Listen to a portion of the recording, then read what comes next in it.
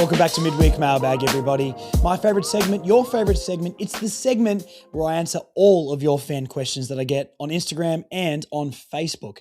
If you would like to write in a question, please get over to those social media platforms at Further North Pod for Instagram and just Further North Podcast for Facebook. If you're on YouTube and you're watching and you're not subscribed, please do, because true shin boners are subscribed to the Further North Podcast. We do 3 a week. It's the best way to support the show. Give it a comment, give it a like, tell your friends. I don't know what the hype button does, but just hit that, I guess. It's free. That's the best way to support. For Apple and Spotify listeners, I'm not forgetting about you. 5-star reviews are always very, very welcome. I'm going to answer as many questions as I can in this episode. If I don't get to yours, I do apologize. I'll get to yours eventually, though, so keep writing in. I'm sorry I posted the post to get your questions as well so late.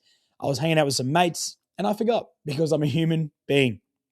Anyway, let's get into this because the first talking point here is very, very interesting. Actually, the first two, I think I was picking, which should we lead the show off with? I'm going to go this one here, but the second one is really, really interesting discussion as well. Cohen_Peters_, why are people mad? We are offering a first for Murry. We don't need more 18-year-olds. Okay.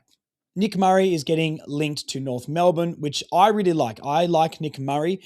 A lot of the discourse when we were getting linked with him was talking, he's not even Adelaide's best team. You know, why are we going after people's bench? That's just an ill-informed opinion to a degree, right? Not that he's not a player that doesn't make their starting team, but the depth on Adelaide is ridiculous in the key defensive stocks. He's a guy that is good enough to be in their best 2 or 3, most teams' best 2 or 3 defenders. Adelaide is just so deep that he hasn't found himself in the team quite as much. So this guy absolutely is a best 23 caliber player in the AFL. He is. This is a quote from Cal Toomey via the AFL. The Roos have designs on a key defender in the upcoming trade period, including real estate interest on Adelaide's Nick Murry and work being done on Essendon's Jordan Ridley. Combining that with one more top 10 draft pick should have their list build ready to even out. Then it's over to them to take the requisite jump. Interesting. Okay, so is Nick Murry worth a first round pick? No, he's not. That doesn't mean he's not a great player, though, because what that basically means is North's going to get pick 6 or 5, it looks like. So if we win or Gold Coast lose this coming week, we get pick 6. And if we lose and the Gold Coast win, we drop down 1 spot and get pick 5. Now, this isn't that bad of a thing because this year there are new rules when it comes to bidding on academies and father-sons. So I'm just going to read out another passage here that might explain it. For the 2026 AFL draft, if a club finishes in the bottom 5 and its natural top 5 pick is pushed back by at least 1 spot because it matches a father-son, Northern Academy or NGA bid, it receives an extra compensation pick at the start of the second round. So if we've got pick 5 and in the top 5, there's a bid on a player like we see every single year, which there will be because the top 2 picks are linked to other clubs through father-son, we will get a start of second round pick. Now, that pick there is the one that I would suggest to use for a Nick Murry. Nick Murry obviously isn't worth pick 5 or 6. Most players in the league aren't worth that much. That's no indictment on Nick Murry. That's just a crazy price to pay for a player that, even though he's best 23 quality for most AFL teams, he's not getting into their team because their key position depth is insane. It's the best in the league by a mile depth-wise. Adelaide's a great defensive team. We know that. So that's why Nick Murry really excites me. We've been linked with Butts. It feels like Murray is the go. There's word going around that Clarkson has spoken directly to him and has offered him a 5-year deal. He is contracted until 2028 at the Crows, so it would have to be a trade. Now, just off the top of my head, the draft happens after the trade period. So we wouldn't get that pick, that extra pick, until after the trade free agency period. So we couldn't use that to get Murray. So we would have to use our second round pick to get Murray. I don't know how all this is going to work. this is Brady's job, but I think our second round pick should be enough if the player does want to go. It just can't be our first round pick. I don't know if there's a way to work around, giving Adelaide what will be a start of second round pick, which I'd say they'd say yes to. But I guess our second round pick wouldn't be that far behind it anyway. So we will see. Can we offer a second and a third maybe for him? And then we'll get that start of second round pick if we drop down. If we don't drop down, just offer the second round pick anyway. I would like to think that's what's going to get it done. So I really want Nick Murry. I've spoken to an Adelaide fan. I haven't actually asked if they want to be named, or I can say what we talked about, so I won't name them, even though, they're all great guys and you know who you are out there if you're listening. But diehard Adelaide fans, talking to one that I know, saying that he's good enough to be arguably the best defender. His talent level is that high. It's just opportunity is lacking. Nick Murry did his ACL in 2023, I believe. He was a preseason draft pick in 2021, I'm pretty sure. And he played 13 games in his first season, even though the Crows weren't very good back then, from a non-draft or a 2020 preseason draft player. That's a really, really good effort. Did his ACL in 2023, came back in 2024, and has played some decent games with the depth in the last few years. So ACL injury in 24, played 9 games. So 12 games in 25 and 11 in 26. We know in 25, 26, the Crows have been a top 4, first in the ladder in 25. And then this year they're pushing for that top 4, 6-4 again. So it's an incredible defense there. And the reason why I really like the look of Nick Murry is some of the insight that this Adelaide fan gave me is he can be a lockdown guy. He can do some intercepting. He's got really, really good hands. He did say his speed and sometimes ball use lets him down a little bit, but I don't think that's going to matter too much when it comes to like a key position one-on-one defender. He's 195 centimeters, 25 years old. He's in the age range. Elite for spoils in the comp with 7.5.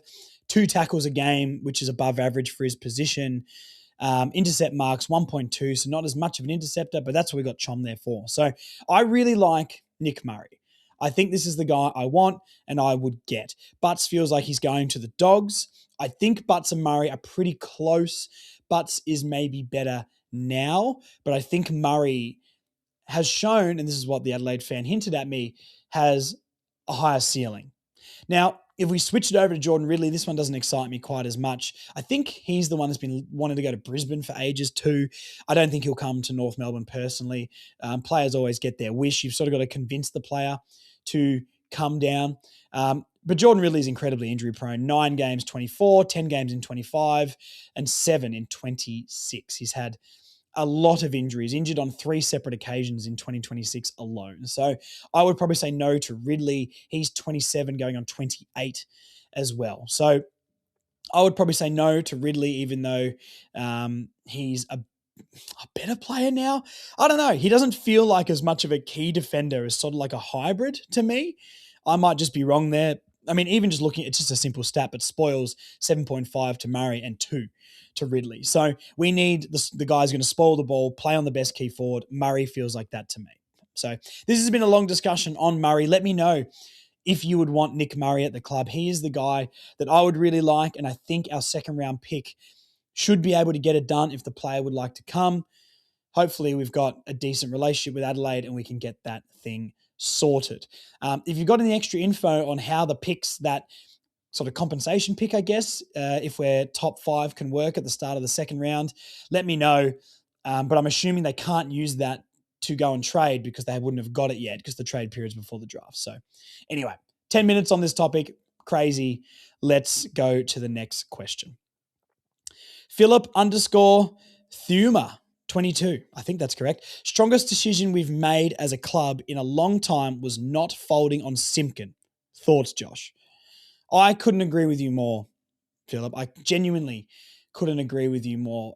The year that Jai Simpkin is having, and I'm just going to look up, I guess, his numbers this year. I love this guy. We all love this guy. And I made a statement, a pretty strong statement in the offseason last year. If you, as a fan, want North Melbourne to be better from 25 to 26, Jai Simpkin is in our team. I said it incredibly sternly and incredibly straight, and it's true. And it's turned out to be true. I'm not trying to toot my own horn here, but he wasn't pushing down the door to leave. He wasn't trying to bail. I understand with the personal life things going on, a change of scenery could have got that spark back.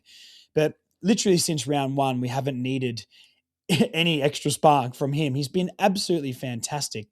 12 goals this year as well, which is equal career high. He's played all the games so far this year, I'm pretty sure. And he's about, obviously, with one game left. So what a incredible season. 22 disposals a game. He's 12 and a half kicks above average, 5 marks, which I think has been a great asset of his game. But his decision-making is better. His kicking accuracy and decision-making is so much better. He's a goal kicker, and he's a reliable goal kicker.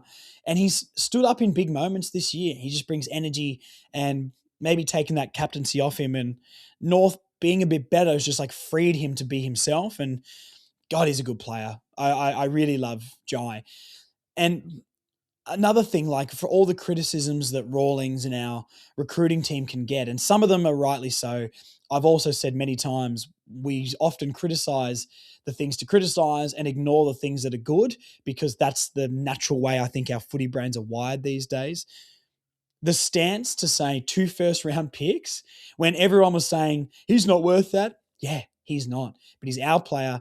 He's been a captain. He's won Sid Barkers. If you're not given 2 first-round picks, then we're not gonna take it. 1 first-round pick for Simpkin, no, not an end of first-round pick for the quality that he's given us.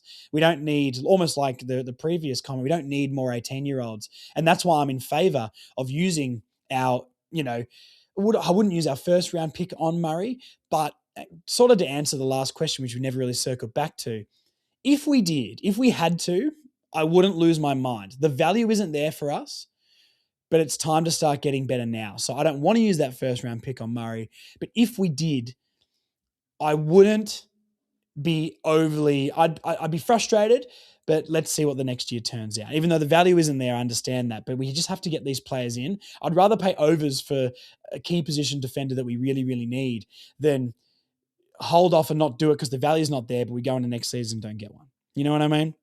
Let me know how you feel about that. But back to Simpkin. 2 first-round picks. And we held strong, and we didn't get pushed around by a much bigger club in Collingwood. They said, we're not paying that. We said, okay, you don't get him. And look what he's done for us. So credit to the contract team, all that off-field unit on being really strong and showing that we valued him. And I think him as a player would have looked at that and seen 2 first-round picks on his head, even though we knew he wasn't going to get that. You put that price on his head because we're coming from a position of strength. So fantastic job, Jai Simpkin. What a year. And I'm so excited to watch this guy play finals, hopefully, potentially next year, if not the year after. So excited. I'm not counting wildcard as a final. Wildcard is a wildcard game. Finals are finals. Take that, Andrew Dillon. All right, let's keep moving on here. Larry_Larkings. Who is the player that gets you jumping off your seat the most when they are in the play? There's a few now. Wardlaw, Curtis, and I'd say Wardlaw, Curtis, LDU, Trembath. They're the ones for me. It's probably LDU, I would say, is number one. I just think when he gets the ball, bursts out of packs, dances around people, I don't think I'll enjoy watching anyone more. George Wardlaw, though, when he's tackling and those repeat efforts, literally off the couch, Cooper in the air, and just Paul Curtis is a highlight machine. So it's those 4 for me. If I had to pick one, I'd say LDU, but geez, it's close by those 4. Let me know in the comments down below who you would pick. And I know I've cheated and picked 4, but try and pick one. Pick one player who gets you off your seat the most when you watch them play. Cooper.Barton. I see posts saying Simpkin and LDU are overpaid. What are your thoughts? No. This is the AFL. This is how every sport works as well. The players are always a lot of players, there's only like 10 to 15 like elite, world-class A-grade top tier players in this league that you would give a contract of $1.5 million to and say worth it. There's not many of them. Clubs like North have to pay to keep those players. We've seen what St Kilda did. St Kilda did the right thing. It doesn't mean it's going to work out, but for a club of that stature, similar to us, you've got to overpay to get these guys over the line. That's just the hierarchy the AFL's created. It's a massive problem, but they're not going to change it because it gets the best players to the big clubs. Is LDU overpaid? No, he's not overpaid. What is it? What are we rumoring? Like 1.2, 1.3 for him? I promise you right now, 3-4 years time, that looks like a normal, if not slightly unders contract. Every season, there's more $1 million players. It's like Ben Mackay, right? At the time, you're like, well, that's crazy money. Don't get me wrong, he's gunk. But I'm just using this as an example. $1.2 million. But if that contract decreases over time, or if the general AFL money keeps growing, it doesn't look like a bad contract when it's all said and done. So, no. People just said Simpkin was overpaid because they were talking about his salary for the first time ever when the trade stuff was happening, and that was to make us angry and talk. LDU overpaid. When he has a bad game, his money's going to get brought up. When he has a good game, we're going to say, yeah, that's what you're meant to do. That's how it's all wired. So I don't think any of them are overpaid. Simpkin after this year, no. Simpkin's reportedly on like a mil, like 900 to a mil. It's probably a little bit too much, but at the time when you gave him the contract, he was like our only gun mid who's not old, So I'm not too fussed. There's so much money going around the league. There's always players getting delisted. I think we worry too much about the exact dollars people are getting. There's only really one scenario I can think of in recent times, like Brodie Grundy, that a club's had to move a player on because of money problems, but Collingwood keep spending money and only get 35-year-olds. So I'm not fussed about money. No, those guys are not overpaid. T. Thomas 6, first quarter was pure North ball. Off-season, we'll be figuring out the balance. Exactly. And that's what these off-season moves are going to try and do. Hopefully, we can only draft on position. I don't want to see potential in this one. I want to see if we need to try and get another small forward, get another, young key defender if you really want the stocks, even though Threadgold is there and I like him. Draft for need. Draft a winger. Draft the best winger in the draft. Something like that. That's what we need to do. And yeah, the balance is correct. I mean, we've seen Clarkson throw things around a lot, Zerha going back and whatnot. We're finding where the positions for these players are. And Zerha's looking really good down back after his first basically whole season of playing it. We're going to keep developing, and this is where the improvement comes from for North. _ the jellyfish _ who could we turn into or pick up to be Ben Jacobs 2.0? Could JK be that guy? JK is probably a little bit small to play in the midfield. I mean, I look at like an Urquhart. That's probably the only one I can see. Wardlaw feels like he'll be like an elite version of a player like that. Do I see Wardlaw developing into a proper like A-grader Brownlow guy? No, probably not. I see him as like low-level A tier or high B tier, but he's elite in his defensive aggressive category. I don't know if Wardlaw's going to be kicking goals and lacing people out, but could he be the best player in the league as a defensive-minded midfielder that can break a game open? Absolutely, he could. And this is not to discredit anything George Wardlaw could be. Like, that's still an elite player. And when I'm looking at the balance of our midfield, he needs to be that guy. When he's back, LDU and even Foss last week have looked so much better. Look what Simpkin did in the midfield. Those guys aren't defensive like George. George needs to be the best defensive mid in the league that can also just bounce out of packs and break the game open. That's what he needs to be. And if he plays that role, Foss in a few years, LDU, Shees, if McKercher goes in there, goddamn, that's an incredible balance of midfield, to be honest. So I'd say Urquhart feels like that. Let's see if he gets a game. He's out of contract as well. We're going to do contract talks very soon. I'm not answering those questions just yet because that's off-season content, which that video will come. Craig, Newport, 5-7-5-4-8. Realistically, how do we win those games next year? Craig, I assume you mean the games we lost by 16 or under, which I think is 8 or 9 of them, to be honest. It's maturity. It's maturity and it's knowing the system. We saw this preseason, we're working on more 1v1 defending, working on defensive structures. We have got cut up sometimes in transition, but our back six has been really solid this year. We haven't got bags kicked on us by individual players. It's more the transition hurts us and opens us up. So our back six and our structure, names-wise, can improve. And then if you can, learn how to defend the ground better as a team, that is the number one thing North Melbourne have to improve on in the season. I like our forward line. I like our midfield offensively, and I like our defensive structure, even though we need to improve those names. So that's the number one way. And could we be rolling with 12, 13 plus wins next year? I kind of think we can. I've never been so convinced that we're ready to explode. I've been a pessimist on this for years. If I'm feeling it, surely it must be coming. Keith.Russell. Is North a destination club for uncontracted people in 2027? And who do you see coming? So we've talked a little bit about this. I'm not going to go into who I see coming to us just yet. That's once again off-season content. Are we a destination club though? I don't believe in the destination club thing to a degree. I believe Collingwood, Hawthorn, Geelong will always be the destinations, but it doesn't mean no one else can be. I don't believe for a second that Essendon is a destination club. I don't care how many members they've got. I don't care how many premierships they won 40 years ago. No way. I've had disagreements with people on this where we go, oh, Essendon, big club, Anzac Day. No, nobody is going to the Essendon Football Club. And if they do, they want money, and that's it.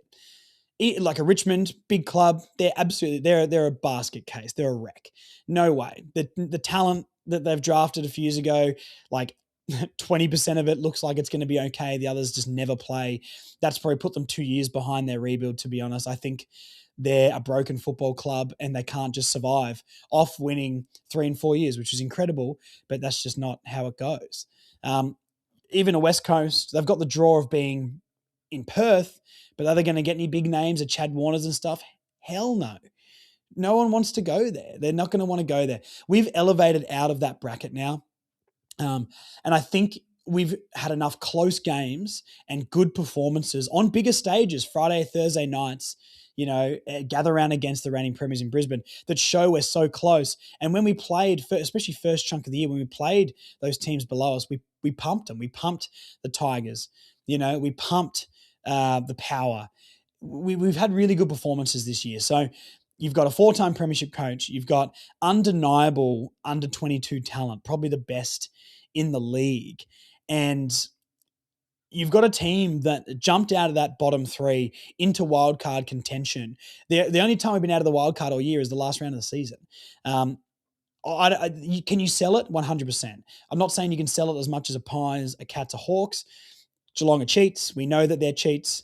Collingwood are probably cheating. I'm sure Eddie Maguire was doing some underground table sort of stuff. Hawthorn have just been the most stable club ever and keep regenerating. It's easy to go to those clubs.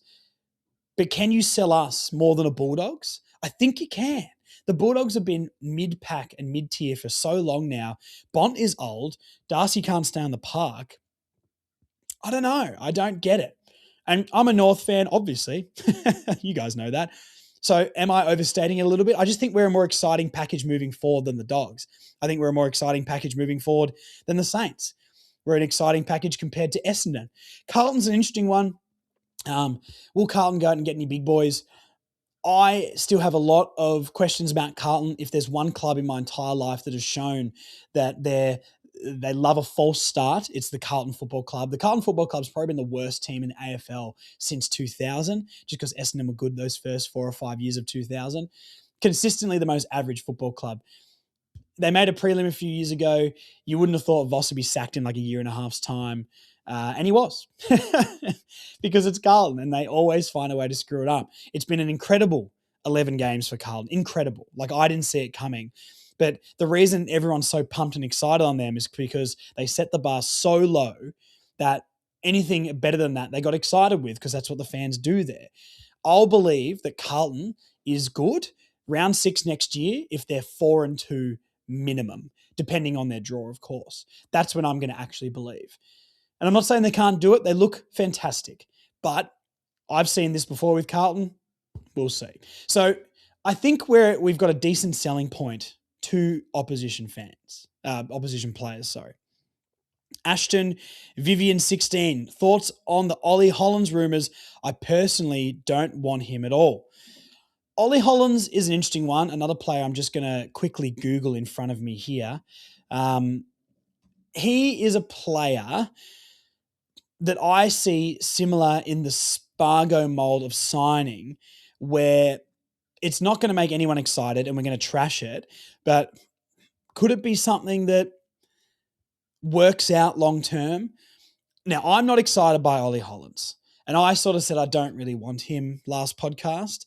He's not if we got him, like he's 22, 184 centimeters, plays on the wing, which is an area where we maybe need at least some backup or reinforcements. Averages nearly 17 disposals, elite for marks 5.5, 3.2 tackles, which is average. Not a player that gets me excited, but if you got him for like a 4th round pick, well, I guess he's a free agent though, is he? So if we signed him, let me know. Is he restricted? No, he'd be a restricted one, so maybe we'd have to give up a pick. Anyway, if we got him for free, just via free agency, or had to get like a 4th round pick for him, give up a 4th round pick for him, I would do it because he's had AFL experience. He can't cost that much, surely. Why not give it a go? I would rather get a young 22-year-old guy like that who's had AFL experience, who has played well in patches in his career, by the way, even though recently, no. Like 24, 25, he played every game, and 23, his first year, played 19. So he's played 76 games at 22 years old. It's the similar mold as Espargo to me, where everyone hates it, doesn't understand it, and now we're going, he's a decent player. Do I think Hollands is a good player? I think he's okay. I think he can be okay. He hasn't been in favour since the Blues have been good, but I think he's shown that he can be a good AFL player. So if we got him super cheap, I wouldn't say no, but it's not going to get me excited. But think of it in the Spargo mold. He'll be a role player for us at best, but if you give him a short deal, maybe see where it's at. I wouldn't hate it, but it doesn't excite me. Does that make sense? Let me know what you guys think about that. Try and be as objective as possible. I think it's the easy opinion to look at it and be like, no, he's not in Carlton's best team. He sucks. Let's just wait and see. But it doesn't excite me overly, but I wouldn't say no if it's dead cheap. All right, we've got a few more here. We're going to run long on this episode a little bit. Let's try and rapid fire these. Greg Hunter. While it was a great effort by the boys, it did show what happens when you go away from the game plan in the second quarter.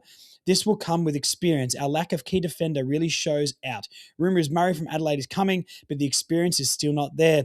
Who else should we try for? While injury prone, would Ridley be a better get than having Logue? Well, Ridley would be, but I wouldn't be giving up more. I think you bank on your thread golds. I'm assuming Dawson. I'm assuming Whitlock will probably go back again next season. He's got to put on some size, though.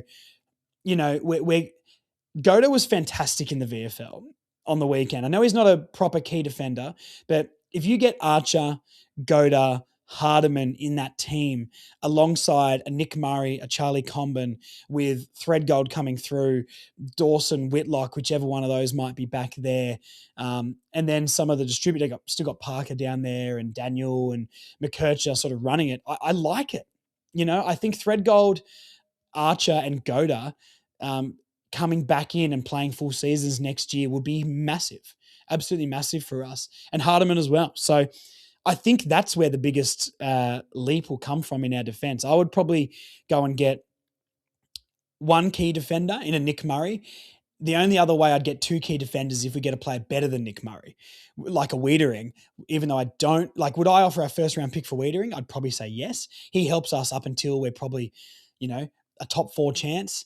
Then he might drop off a little bit, but then if you can get Nick Murray and Wiedering in, that'd be incredible. Now, that's asking for too much, I think. I don't think we'll get Wiedering in personally, but that's the only way I would recruit a key defender. I think we've got enough stocks coming back injury-wise and draft pick-wise to be able to see where we're at with that. So let me know what you guys think. Luke Purcell, not a question, but I think we need to acknowledge the recruitment of Zane Littlejohn. For years, I've seen no clear structure to our game plan, just kick in and hope. But since Littlejohn has joined the coaching panel, our game plan has become clear and more consistent as the year has gone on. Just watching the game against the Cats, I can see our style similar to how the Hawks play. The man is a genius. Credit to him. See what they can do with a preseason under him. Yes, I agree with this, Luke. Now, the worrying thing to me is Tassie sniffing around Littlejohn, so I hope we can do something, or Clarkson can convince him to stay. Hopefully, he is Tasmanian Littlejohn as well, but hopefully he's pretty rooted in Melbourne now, I would think so. I think he was at Box Hill for a while. So hopefully he's settled in Melbourne and wants to stay. But you're right. And I had a debate with Chief in the preseason about our game plan and with a lot of the fans. I am no football genius by any means. I'm just a guy who was able to figure out how to use a camera and edit stuff and do a podcast for you guys. So I'm not trying to say I told this, I said that. I don't want to be that guy. But I felt like I've been able to see the game plan for a while, even though it wasn't working. A lot of people for the first, chunk of preseason were saying, we got no game plan. The game plan's always been win ball heavily and aggressively from stoppage, get that ball forward and let our dangerous forwards go to work. The difference that people are seeing now is that's actually working because the players are getting better, especially the last couple of games with the balance in the midfield and X sort of learning his role and being pretty good over the last couple of weeks. It's also just like our back six has been a lot more solid. I think Daniel's been fantastic. Parker down there has been fantastic. And these guys help make it feel like we've got a game plan offensively, which I feel like we always have. But now we feel like we've got a game plan defensively. And I think that's where people are coming from, that they can now see it. And I agree with you guys. Like, that's the overall game plan. It's exciting. And I genuinely believe that what we're doing now with development and a bit of recruitment, I think we can be a dangerous team in a couple of years. I think next year we should be making wildcard. That's the minimum for me. And yeah, beyond that, who knows? I think we're uber talented. So I can see the game plan pretty clearly now. I always knew we were trying to win it from stoppage aggressively and get that forward quick. But it was the bombing into the forward line. And it was elements surrounding that main gameplay. I feel like we had the game plan of get the ball out of stoppage and then what? That's kind of what I mean. So now we know how to link up with the forwards. Our kicking into the 50 has been great. Our defense has been great as a back six. It's just that transition. And if we can fix that up next year, watch out. Scott Druitt. Next year, do we look at resting the older players like Darling, Parker, and Daniel at times to get younger players used to the position? Those three players play so they are ready for when those three retire. I think I messed up some words. Anyway, how often should we play Daniel, Darling, Parker next year to let the understudies get game time and take over when they retire?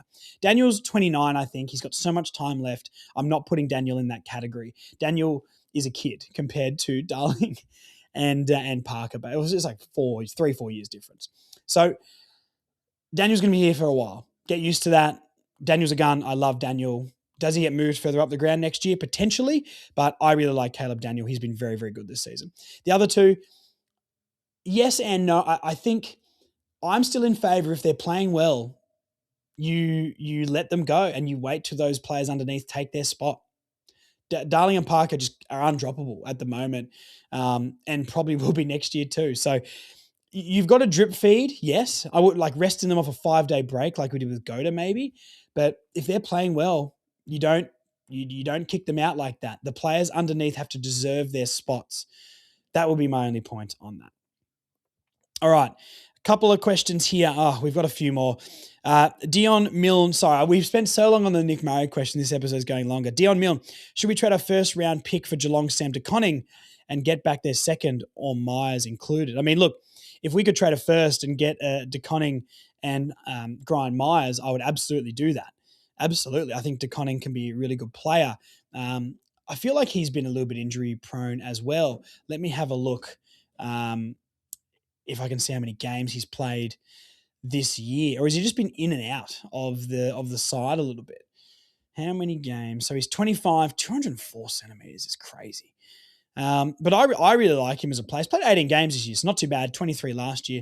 Yeah, I mean, there's a player, like I would put him at a level like a Wiedering. Not that he's as good as Wiedering, but like as a priority to get. If you want to go like number one priorities, Wiedering and De Koning would be unreal. De Koning, especially coming out of the Cats, just scheme, I guess, would be incredible. I just don't think it's overly realistic. That's why I think a Murray is a really good realistic option that can improve us. If we got a De Koning and a Murray, somehow, it's flag time, baby. Maybe not that far, but hey, yes, I would do that. Absolutely. And Graham Myers said he wants to leave. There'll be lots of clubs interested in him. So I feel like he'll go to a better club, like a finals contending club. But hey, Clarkson, get on the phone. I would really, really like that. Brett Dingley, do we look to keep Dersma or secure a better draft pick? I don't know what to do with Dersma. I wouldn't give up on him now. We can, he's a restricted free agent, I would assume. So we can match any bid that comes in, or we can just force him to sort of stay and match the bid. I don't think we let him go unless we get a big offer. It has to be at least a first round pick for Dersma. I wouldn't give up on Dersma yet. He had a fantastic first half of the year, then his shoulder exploded. But if he kept up that first half, put a bit of size on, a bit more confidence in a good team, he's like that icing player to me. I feel like he'll be really good in a good team and really bad in a bad team. So I wouldn't be giving up on Dersma just yet. If we got a crazy return, I'd consider it, but I would be keeping Zane Dersma. All right, last question here. Emily Anderson. Hey, Josh. Love your work as always. Thank you so much.